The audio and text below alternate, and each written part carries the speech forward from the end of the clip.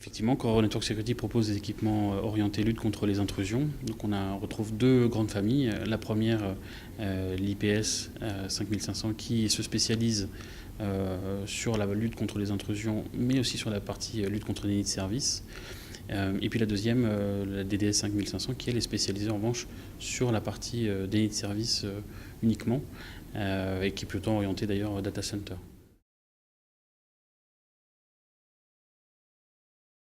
Alors jusqu'à présent, effectivement,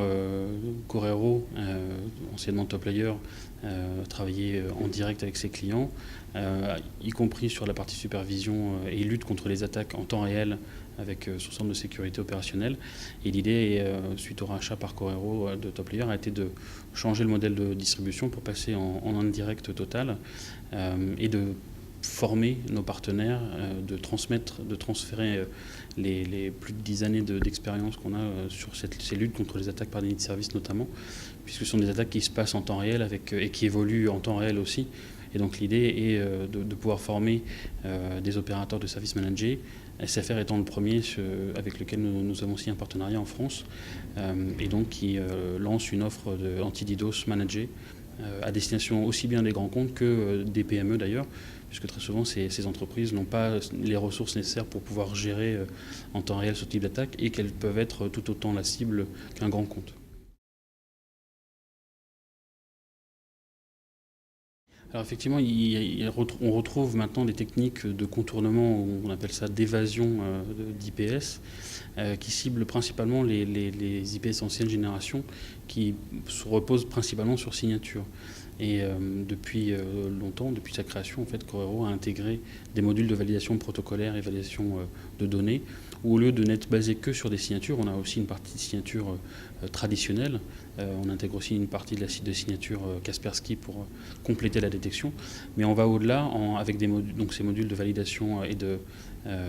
protection des données, où on va analyser, on va retranscrire les RFC et les formats de fichiers définis par les éditeurs principaux, type Microsoft ou Adobe, en vérification de sécurité. Donc tous les fichiers ou toutes les requêtes, tous les protocoles, enfin, tout le flux qui va passer à travers nos équipements seront vérifiés. L'autre aspect aussi, c'est qu'au lieu on va faire de la normalisation avant de faire cette analyse-là. Donc, ce qui va permettre de lutter contre ces techniques d'évasion qui jouent sur les combinaisons de différents types d'encryption des requêtes. Dans le cadre de la partie IPS, la partie détection,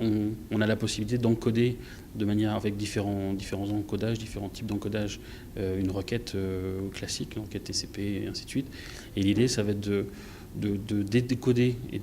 la plupart du temps, en fait, en combinant ces différents types d'encodage, on va segmenter une requête en différents morceaux, et chaque morceau va être encodé d'une manière différente. Et du coup, un IPS traditionnel va avoir besoin d'autant de signatures qu'il y a de combinaisons d'encodage.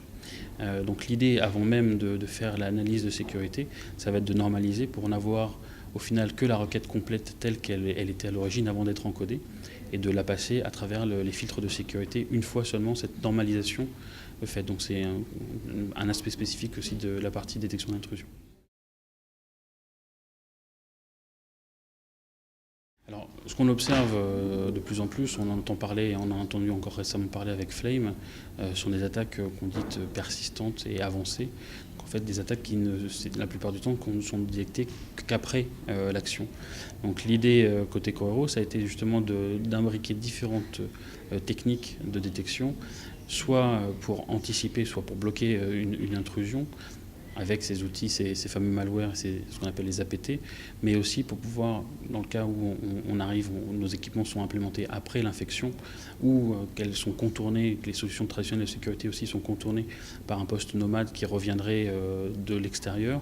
ça va être d'utiliser différents outils. Je parlais de la base de Kaspersky qui va permettre de détecter l'installation de malware complémentaires sur un poste qui aurait été infecté. Ça va être aussi des bases de réputation type le DShield du Sense Institute ou une base propriétaire Corero de serveurs de command and control pour les botnets ou de serveurs de collecte, de remontée de spyware par exemple,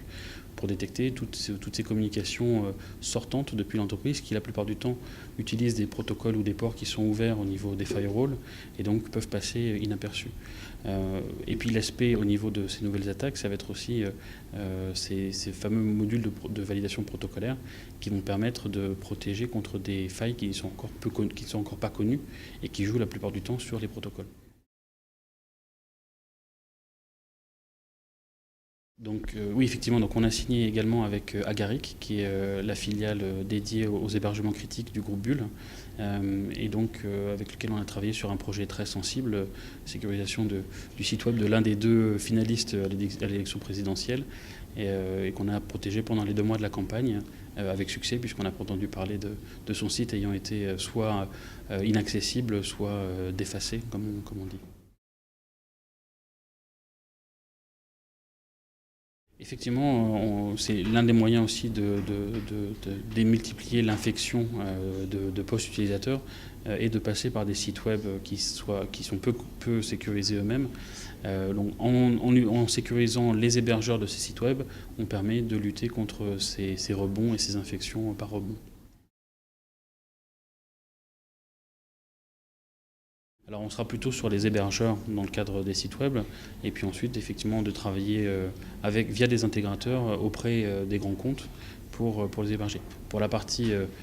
PME, comme je le disais tout à l'heure, la plupart du temps les équipes sont quand même restreintes au niveau informatique